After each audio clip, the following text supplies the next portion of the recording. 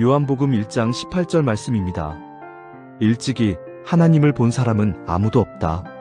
아버지의 품속에 계신 하나님을 믿고자 할 때 우리에게 장애물이 되는 것은 무엇이 있을까요? 아마 하나님께서 인간의 지각 혹은 감각에 제한받지 않으신다는 점이 크리라 생각이 됩니다. 하나님이 우리 눈에 보이지 않으신다고요. 인간은 어느 시대나 신의 존재를 경험적으로 알기를 소망했습니다. 성경에 나오는 사람들도 하나님을 마주하기를 원했죠. 그러나 이를 경험한 사람은 존재하지 않습니다. 이것이 성경의 전제입니다. 하나님은 영이시고 거룩하신 분이시기에 유한하고 죄 많은 인간이 그분을 직접 대면하는 것은 곧 죽음을 의미한다. 위대한 선지자이자 지도자였던 모세도 마찬가지였습니다. 하나님께서는 모세에게 그의 얼굴을 대면하여 보지 못할 것이라고 말씀하셨죠. 그렇다면 우리는 하나님에 대해서 어떻게도 알 수가 없는 것일까? 보이지 않으면 믿지 못하는 우리는 결국 그런 믿음도 소유하지 못하게 될까? 하나님께서는 이런 우리의 연약함을 아셨습니다. 그래서 오늘 본문은 하나님 아버지의 외아들이신 예수님께서 하나님이시기도 하신 예수님께서 하나님을 알려주셨다는 소식을 우리에게 전해줍니다. 본문 앞부분에 이렇게 기록되어 있습니다. 일찍이 하나님을 본 사람은 아무도 없다. 이를 듣고 나면 이런 생각이 들 수 있습니다. 아닌데? 구약에서 하나님을 만나지 않았나? 맞습니다. 모세는 시내산에서 하나님과 대면했다고 하고요. 이사야는 성전에서 높이 들린 보좌를 보았다고 기록하기 때문입니다. 그러나 우리는 그들의 경험조차 굉장히 부분적이었음을 생각해 봐야 한다는 겁니다. 모세가 본 것은 하나님의 본질적인 얼굴이 아니었다. 우리가 다른 사람과 대면하여 보는 것과 같이 보지 않았다고요. 그는 단지 하나님의 영광이 지나간 뒷모습만을 보았을 뿐입니다. 이사야가 본 환상 역시 하나님의 옷자락이 성전에 가득한 모습이었지 하나님의 실체 그 자체를 마주했던 것은 아니었다. 그들이 본 것은 표현 가능한 일부분이었을 뿐 하나님의 온전한 실체를 대면한 것은 아니다라는 겁니다. 오히려 지극히 일부분을 보았음에도 불구하고 두려움을 느껴서 어쩔 줄 몰랐다는 것을 기억해야 하죠. 우리가 기도를 열심히 하면 혹은 종교적인 수행을 열심히 하면 명상을 열심히 하면 하나님을 대면할 수 있을까요? 실제로 많은 사람들이 명상이나 철학, 자연 만물을 통해 신을 추구하려는 시도를 하기도 합니다. 물론 하나님께서 지으신 세계에서 창조의 아름다움을 맛볼 수는 있습니다. 그러나 그것으로 하나님의 온전한 실체 혹은 그분의 뜻과 계획을 알 수는 없습니다. 우리가 아무리 지적으로 탐구를 하고 신비로운 체험을 추구해도 결국 우리의 노력에서는 보이지 않는 하나님을 알 방법이 없단 말입니다. 어떤 종교든지 마찬가지입니다. 과학적인 연구에 있어서 가장 중요한 게 무엇일까요? 제가 전문가는 아니니까 함부로 말할 수는 없지만 관측 가능하냐라는 것이 너무나도 중요합니다.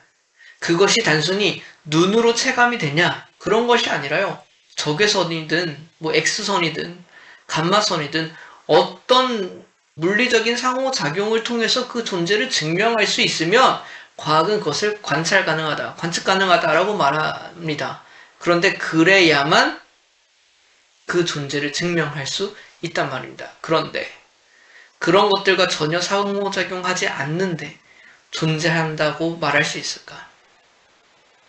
그것은 알 수 없다고 말합니다. 그 존재가 있다고 하더라도 우리 입장에서 관측이 되지 않으면 그 존재에 대한 정보를 하나도 알 수가 없는 거예요.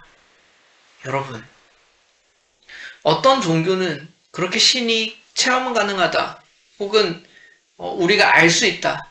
우리의 노력으로, 우리의 생각과 추론으로, 우리의 힘씀으로 그 신의 영역에 조금 다다를 수 있다라는 비슷한 이야기를 한다면 죄송하지만 그것은 인간과 하나님, 즉 신적인 존재를 너무 오해하는 것입니다.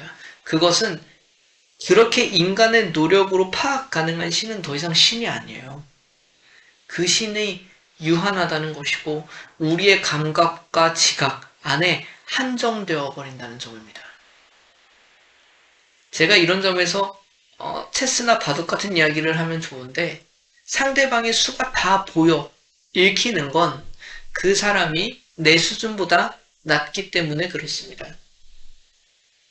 하나님은 우리와 대등한 존재가 아니시다. 그렇다면 우리는 어쩔 수 없이 무엇을 인정해야 하냐면요.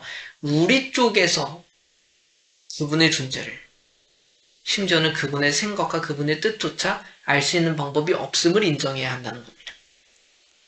이어서 뒷부분을 보겠습니다. 아버지의 품속에 계신 외아들이신 하나님께서 하나님을 알려주셨다. 아버지의 품속에 계신 외아들이신 하나님. 어려운가요? 누군가요? 예수님이죠. 예수님은 스스로 하나님이시면서 아버지 하나님과 친밀한 관계 가운데 계시다라는 걸 설명하는 겁니다. 성부 하나님과 성자 하나님은 그렇게 서로를 가장 완벽하게 이해하시는 분이세요.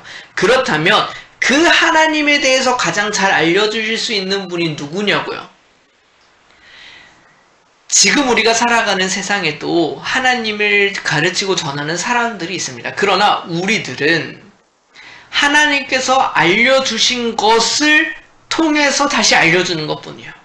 그러나 정말 그 하나님을 그냥 존재적으로 알고 알려주실 수 있는 분은 유일하게 누구시다? 예수님이시다. 당연한 거예요. 하나님이신 분만 그 하나님을 온전히 이해할 수 있으시겠죠. 그래서 말씀하시는 겁니다. 그분께서 하나님을 알려주셨다. 여기서 알려주셨다에 해당하는 헬라어 엑스게사토를 주목해 보려 하는데 이 단어가 우리가 성경을 해석할 때 사용하는 석의라는 단어의 어원이에요.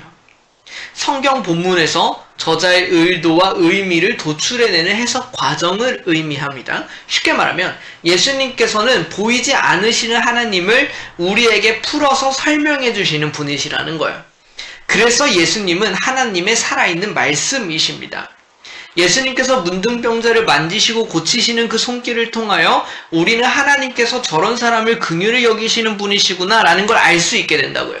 예수님께서 십자가에 죽으셨을 때 우리는 하나님께서 나를 이토록 사랑하시는구나 라고 하나님의 사랑을 알 수 있는 것처럼 또 예수님께서 직접적으로 이러이러하다 라는 그 말씀을 통하여 하나님의 나라는 이런 곳이구나 라고 배울 수 있는 것처럼 예수님의 삶과 말씀이 곧 보이지 않는 하나님에 대한 완벽한 소개라는 거예요. 하나님이 궁금하신가요? 우리에게 좀 더 현실적으로 하나님의 마음이 궁금하고 하나님의 뜻이 궁금하냐? 우리가 매번 고민에 빠지는 게 이거잖아요. 도대체 뭐가 하나님의 뜻이에요? 그렇다면 우리가 어떻게 그것을 알아가냐고. 열심히 기도하면 어느 날 갑자기 하늘에서 음성이 들립니까? 예수님과 그분의 말씀 외에 다른 곳에서 하나님을 찾으려고 하면 우리는 영영 알지 못할 거라고요. 기도를 폄하하는 게 아니에요. 하나님께서는 예수님과 기록된 말씀을 통해 자신을 우리에게 드러내신다는 것을 말하는 거예요. 우리의 노력으로 하나님을 알 수 없다는 걸 인정하자는 겁니다. 그럼 누구의 노력이 필요해요? 하나님께서 자신을 알리시고 설명하셔야 돼요. 우리가 스스로 알 수 없으니 그분이 내려오시는 것밖에 없다고요. 그래서 하나님께서는 예수님을 보내셔서 우리에게 하나님을 알려주신 것이고 기록된 성경 말씀을 적게 하여 주셔서 이것을 통해 하나님을 알게 하셨단 말입니다. 우리가 아무리 특별한 영적인 체험이 있다고 하더라도 그 체험에는 결국 인간의 주관적인 해석이 들어가게 됩니다. 그 체험을 해석하는 우리가 정확하게 하나님의 의도에 맞게 해석할 수 있을 것이라고 보나요? 우리는 완벽한 존재가 아니에요. 하나님께서는 우리에게 말씀을 주셨습니다. 예수님의 존재를 따라가는 것이 곧 하나님의 마음과 뜻을 알아가는 것과 같다. 말씀을 붙잡고 묵상하며 살아가는 것이 곧 하나님을 대면하는 가장 확실한 방법입니다. 하나님께서는 보이지 않으십니다. 그러나 그분은 예수님을 통해 그의 말씀을 통해 자신을 드러내시고 가르치셨답니다. 우리가 오해하지 않도록 또 우리가 무지 속에는 있지 않도록 하나님께서는 자신을 드러내십니다. 정말 하나님을 알고 싶고 그분의 마음과 뜻을 알고 싶다면 우리는 어떤 추론이나 경험에 의지해서는 안 됩니다. 우리가 나름대로 뭐 신앙생활 해봤다고, 우리가 나름대로 뭐 이것저것 알고 있다고, 하나님의 뜻은 이런 걸 근거해서 이런 것이 아닐까라고 생각하면서 전혀 성경도 펼치지 않고 성경에서 그것을 찾으려는 노력이 없다면 여러분 그 또한 오류입니다. 영적인 체험은 뭐 더 말할 것 없습니다. 우리는 오직 예수님을 보고 그분의 말씀을 보는 것으로만 하나님을 알아갑니다. 신앙적으로 보이는 토론과 추론이라고 해서 그것이 꼭 성경적이다라는 것과는 다를 수 있음을 조금 이해하셨으면 좋겠습니다. 중세 신학자들은 어떤 것까지 논의했냐면 뭐 천사는 뭐 육체가 존재하지 않으니까 바늘 끝에 몇 명이나 올라갈 수 있을까? 궁금할 수는 있겠죠. 그러나 그런 추론들이 과연 성경적인가? 이것이 어떻게 그들에게 영적인 유익이 되고 하나님을 알게 하는 통로가 되는가? 그런 건 없습니다. 인간의 이성의 극단적인 추구일 뿐이죠. 그리고 그 가운데 신앙이 곡해됩니다. 우리에게 하나님을 알고 하나님의 뜻과 마음을 아는 통로가 예수님과 그분의 말씀밖에 없음을 기억합시다. 날마다 기록된 말씀 안에서 그래서 주님을 더 깊이 알아가시기를 권면해요. 우리의 삶의 모든 선택의 순간들, 또 고민의 순간들에 나 나름의 신앙적인 지식들, 혹은 어디서 들어봤던 이야기들을 통해서 절대 시작하지 마십시오. 우리는 늘 성경에서 시작해 하나님의 마음과 뜻을 알 수 있습니다. 하나님께서는 우리를 답답함 가운데 내버려 두시는 분은 아니시다. 우리에게 필요한 말씀은 이미 다 주어졌습니다.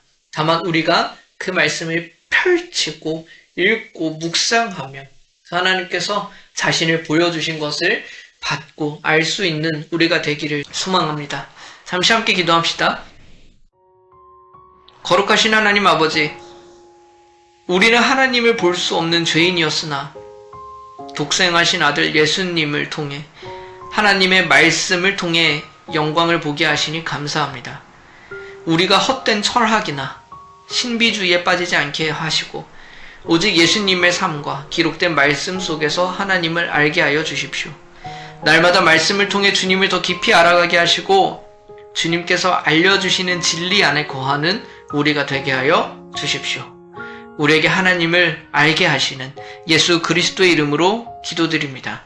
아멘.